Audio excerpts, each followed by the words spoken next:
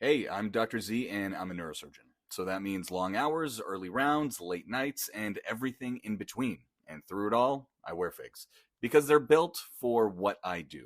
Through the chaos, through the hours, and through whatever the day throws at me, they do their job so I can do mine. They're comfortable when it counts and functional when I need them the most. So where do you wear your figs? On shift, on call, on the couch in the break room, listening to this podcast, wherever it is, they fit right in. And now listeners of this podcast can get 15% off their first order. Just head to wearfigs.com and use code FIGSRX at checkout. That's wearfigs.com, code FIGSRX. Shipping, billing, admin, payroll, marketing. You're managing all the things. So why waste time sending important documents the old-fashioned way? Mail and ship when you want, how you want with Stamps.com. Print postage on demand 24/7 and schedule pickups from your office or home. Save up to 90% with automated rate shopping. That's why over 1 million small businesses trust Stamps.com. Go to Stamps.com and use code PODCAST to try Stamps.com risk-free for 60 days. Hello, my name's David Seaman, and this is the Three Lions Podcast.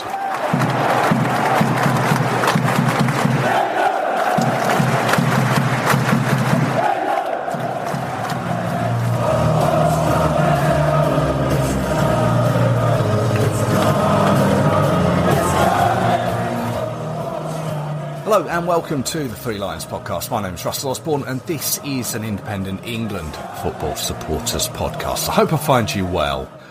January, finally, out of the way. I don't know if it's just me, but that month, just drives me down. Struggle to get my enthusiasm up for much, I don't know.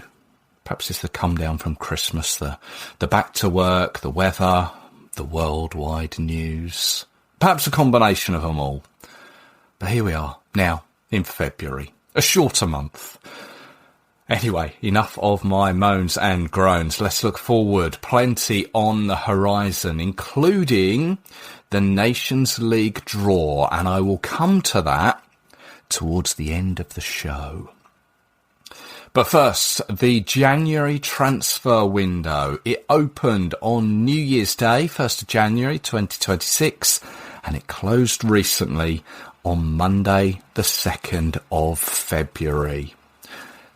Taking a look back at this window, as I tend to, but taking a look back last year, it's always interesting to see how things were.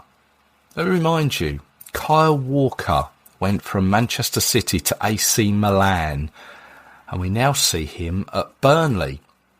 Marcus Rashford switched from Manchester United to Aston Villa. He done well there for a short period of time, and we now see him on loan at Barcelona, doing particularly well, top of La Liga at time of recording.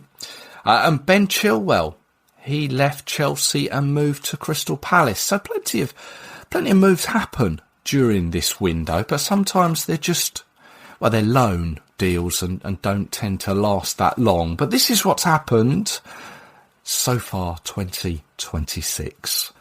So once again, this year, let's take a look to see what England players have moved and to where, and if they could be on the plane come June. Let's start mid-January. 14th to be precise. Conor Gallagher. Now, he was over in Spain. He was at Atletico Madrid. He has moved to Spurs for 35 million. Now, he won 22 caps for England since his debut back in 2021. That was the 10-0 away win over San Marino. His last appearance came in the defeat to Senegal at the City Ground. That was last summer at Nottingham. Of course, he's previously featured in the Premier League, having been at Chelsea for a period of time at the beginning of his career. Now, he made his Tottenham debut in their recent defeat to West Ham. Now, I know a lot of people were down on him, and he always seemed to receive a fair bit of criticism under Gareth Southgate. But I've got to be honest, I thought he never really did anything wrong. Perhaps he never done the spectacular. Perhaps that's what people were expecting. But Thomas Tuchel, he has only selected him the once. As I say, that was the game against Senegal last year. That's his only time under Thomas Tuchel. So I kind of find it hard to see Conor Gallagher on the plane this summer as part of the World Cup squad. A few days later, 19th of January, Mark Gahey, Crystal Palace to Manchester City for 20 million. You may remember there was a lot of talk that he would sign for Liverpool at the start of the season, as he only had a year left on his contract at Palace. He went about his business quietly, didn't let all the talk affect him in the way that it has maybe some other players. And eventually those talks broke down and he remained at Palace. But this window, City grabbed him. Now, he's been part of the England setup for some time now. He's played at every level for England from 16 onwards. Made his senior debut in 2022 in a friendly over Switzerland at Wembley. Now, since then, he's made 26 appearances. And it's often been said that he was our player of the tournament throughout Euro 2026. Can't really argue with that. I thought he was superb. Obviously, now being at City, you'd hope that he can build a relationship with John Stones, which can only benefit England. But we know that John Stones has been out injured for some time. Just kind of hoping that maybe come the summer, come the latter part of this season, John Stones can get some match time, work his way back into the England side. But Mark Gahey made his City debut in the recent home win over Wolves. And barring any injuries, he'll be a mainstay in our defence come the summer. 23rd of January, Ethan Nwaneri he's at Arsenal.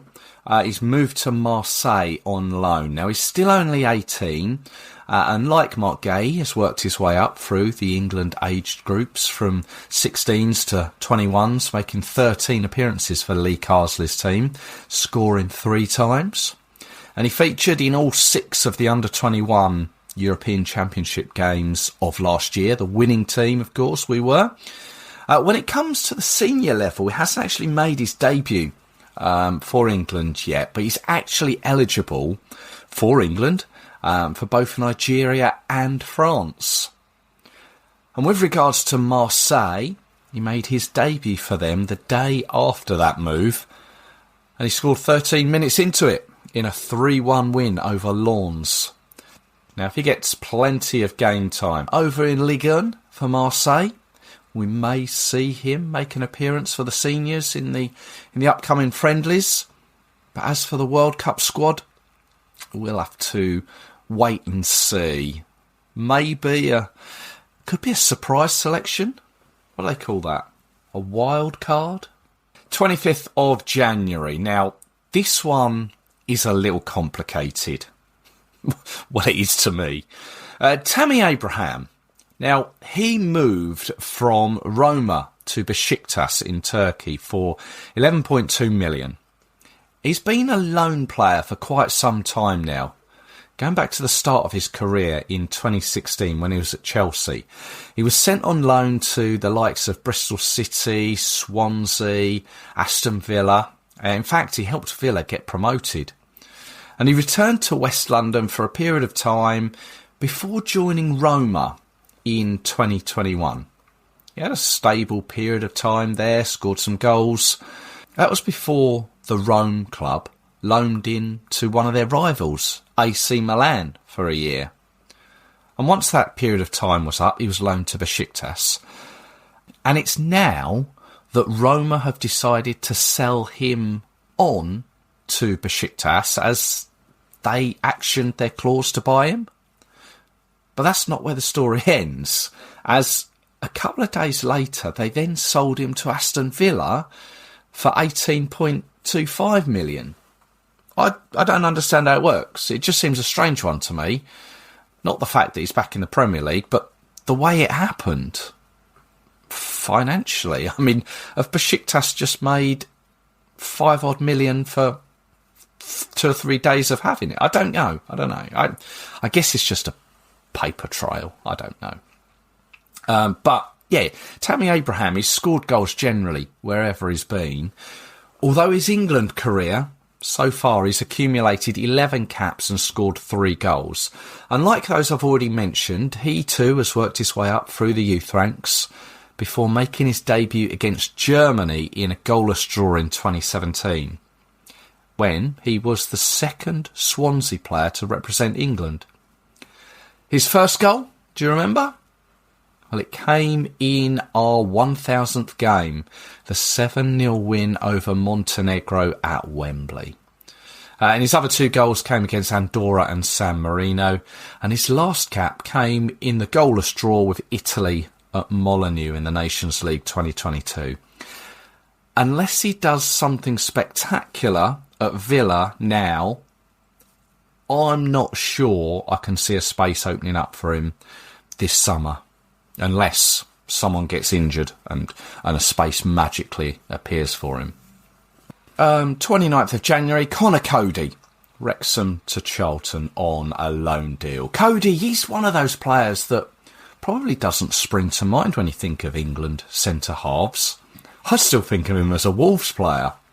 But he did move from there, in 2023 in fact, where he moved to Everton and then Leicester.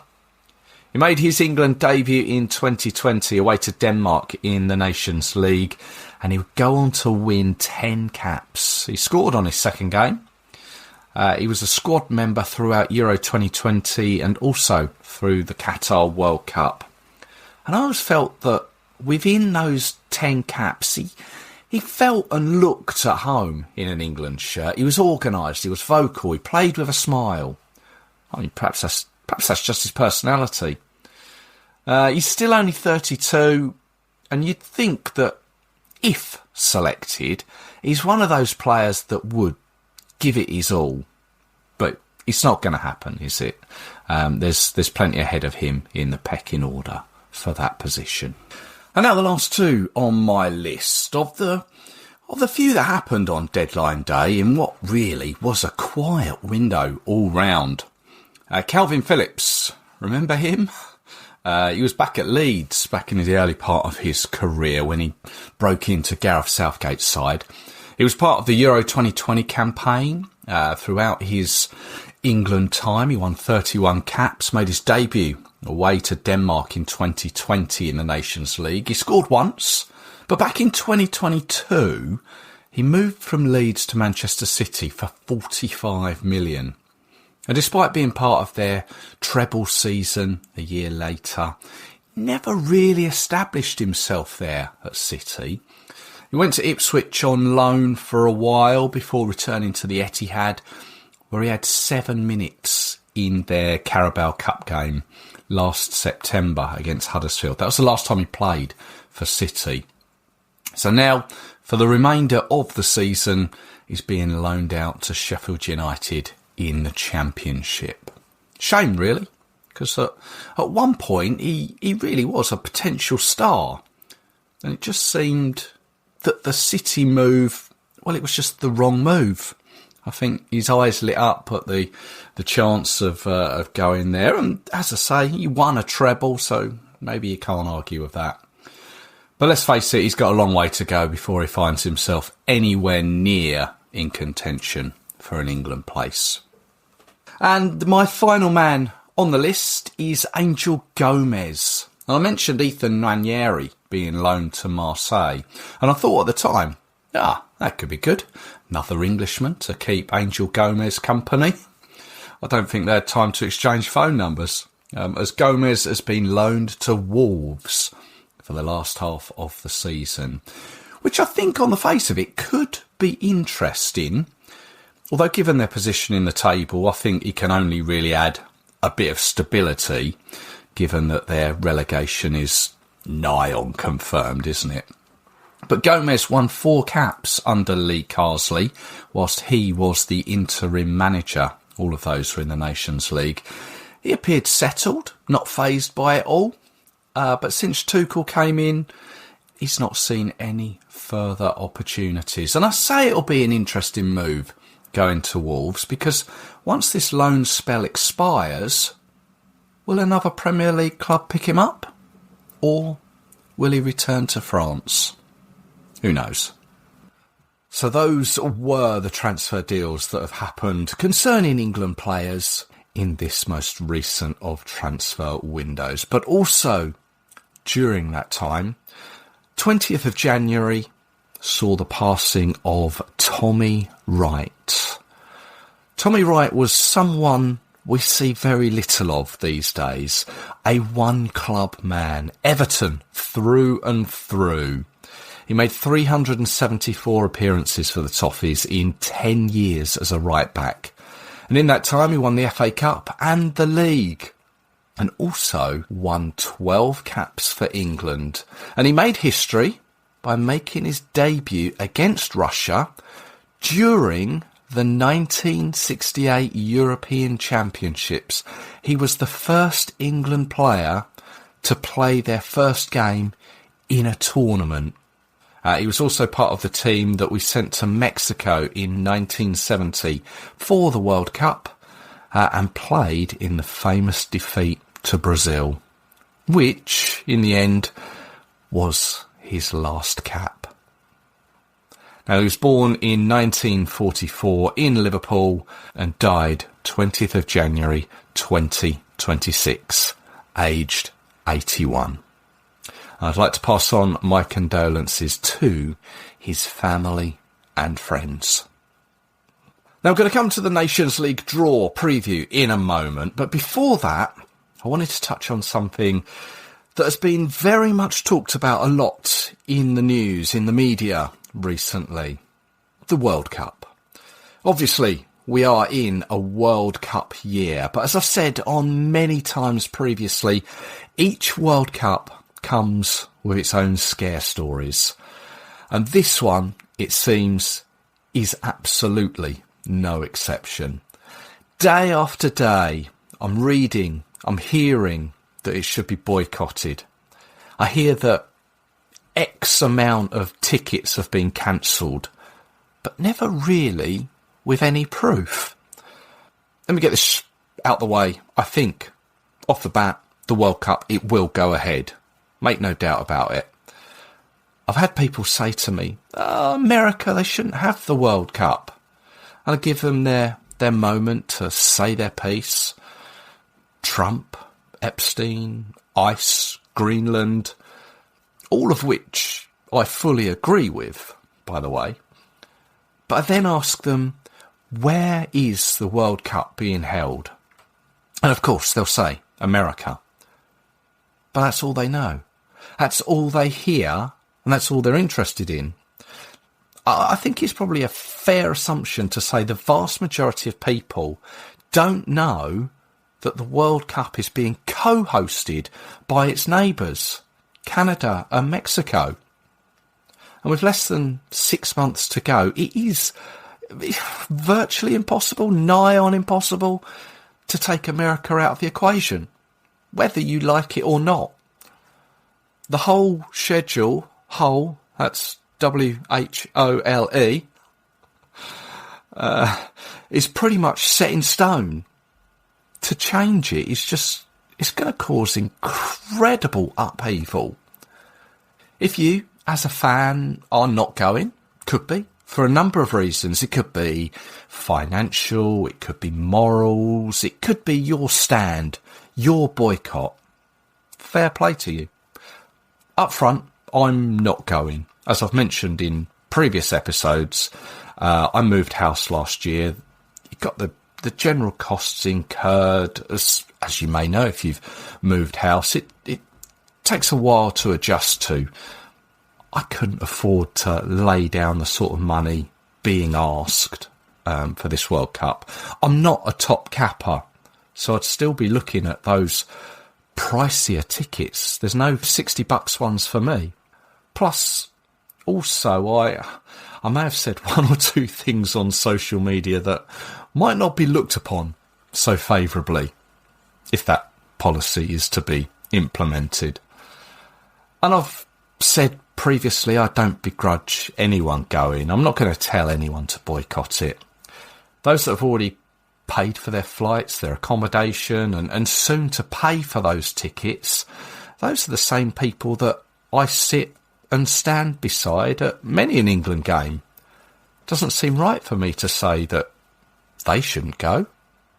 And I've seen it in the news that some people have spoken about boycotting it. A German official who appears to be a St. Pauli official. If you know your German football and who St. Pauli and what they stand for, he has come out and said that perhaps Germany should consider boycotting it. Sepp Blatter has also apparently said something similar. It appears that Sepp Blatter has now grown a moral backbone. Really? But let's be honest. I can't see nations boycotting it. Denmark is going to be interesting if they were to get through their playoffs. But then you kind of think, well, that would all be in vain, wouldn't it? Took me on a bit of a rabbit hole, though, boycotting the World Cup. It appears nations have boycotted it before. It wouldn't be a new thing if teams were to back out. I could make a cheap joke about Scotland boycotting it since 1998, but that'd be childish of me, wouldn't it? So I've done a little research, and to be honest, we need to look in the mirror first. Whilst not really a boycott as such, more a naive, stubborn refusal from us and our fellow home nations in thinking that the home internationals were much more important than being part of FIFA back in the day. But the first team to boycott the World Cup was Uruguay back in 1934. And at the time, they were the current holders. This is after they won it in 1930 on home soil. But back then, many nations refused to travel there to Uruguay. I think at the time it was just expensive to get that far to South America. So when it came round to 1934, Uruguay refused to travel to Italy, and they became the only nation to not defend their trophy. So 4 years later, 1938, when the tournament was held in France, once again, Uruguay refused to travel. And in fairness, it seemed like the agreement was that the tournament would be hosted alternatively between Europe and South America. So when France was chosen following Italy hosting it 4 years before, Uruguay again opted out and Argentina joined them. 1950 is an interesting one. India withdrew. Now there seems to be a common thought that they did so because they weren't allowed to play barefooted, which by all accounts they had done at the 1948 London Olympics. But the actual real reason is that they didn't think the World Cup was really that important. So their one chance they had, and they missed out on it. And they've never been able to put it right since. We've never seen India at a World Cup. Turkey also withdrew because of the finances needed to get all the way to Brazil that year. 1966, the glorious year of 1966. There wasn't a country that boycotted it. There was a whole continent that boycotted it. Africa. Now, the tournament featured 16 nations, 10 from Europe, 4 from Latin America, 1 from Central America / the Caribbean, and that left one spot to be fought over. And that was supposedly to be fought out between Africa, Asia and Oceania. And because of that, CAF, the African Confederation, decided that that was unfair and they pulled right out. In the end, that spot was famously taken by North Korea.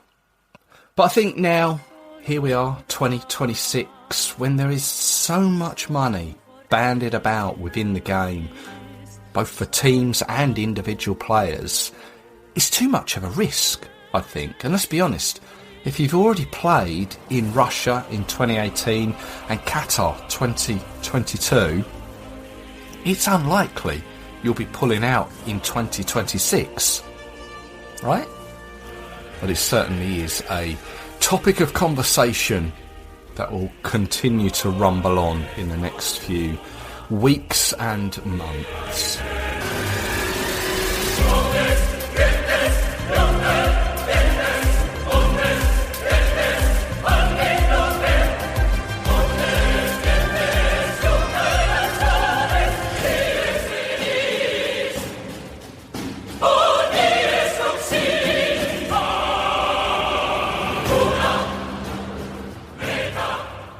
Now, as I mentioned at the top of the show, coming up on the 12th of February is the Nations League draw. The plan is that will be the subject of the next episode. It might be a day or so later, as personally I'm heading out to Milan for some Winter Olympics action. Along with AFCON, that's been one of my tick box things to do. So for those to happen within consecutive months is quite good. So I'm looking forward to that. But I return on the day of the draw. But I wanted to just take a little preview at it. This will be its 5th tournament of its nature. If you're not familiar with it, it's a competition for European nations of various levels to play against each other in a league format, resulting in either winning a trophy at the end of it, or they could end up gaining promotion to the next level or being relegated after failing to sustain their current level. It's similar over in CONCACAF. Now, I personally think that this is a trophy worth pursuing and winning. Others will say otherwise. Some will still see the games as glorified friendlies, but ultimately the competition now contributes to qualifying for both the European Championships and the World Cup going forward. My only gripe with it is that it now seems to be quite stretched out. The group games coming around every 2 years. Then once the teams for the finals and playoffs, and now quarterfinals as well, have been determined, you have to wait another 4 to 6 months to actually play the games. But I understand that's a factor of the FIFA calendar. Or in the case of League C and D, their playoffs, they have to wait almost 18 months to play their games. Seriously, check it out. Thankfully, England aren't in either of those, League C or D. But we did have that period of time where we were in League B, after we got relegated back in 2023. That seems quite some time ago now, doesn't it? But thankfully we went unbeaten in 2024 and we were promoted back to Group A. That under the guidance of Lee Carsley. So we have him to thank for that. So on the 12th, the draw takes place. Now, across League A, there are 4 divisions of 4 teams. Now, over the years, the format has slightly changed, and once again, this time, it has changed again. For the first 4 competitions, the top 4 nations that won their group headed to the finals. As you may remember, in its first edition, 2019, we were part of the Final 4, and we went to Portugal for the finals. Places 2 and 3 were safe, and place number 4, they were relegated. This time around, first and second will head to a quarter-final with teams from all of the League A divisions that finish in the same spots, first and second, which I'm not sure I like. It almost feels like it's prolonging the competition. Actually, let's just take a quick look at the dates, clarify those. The 6 group games for us will take place between the 23rd of September and the 5th of October. That's the first 4 games. They've condensed the sort of international window for September on October. And then the final 2 games will be between the 11th and 16th of November.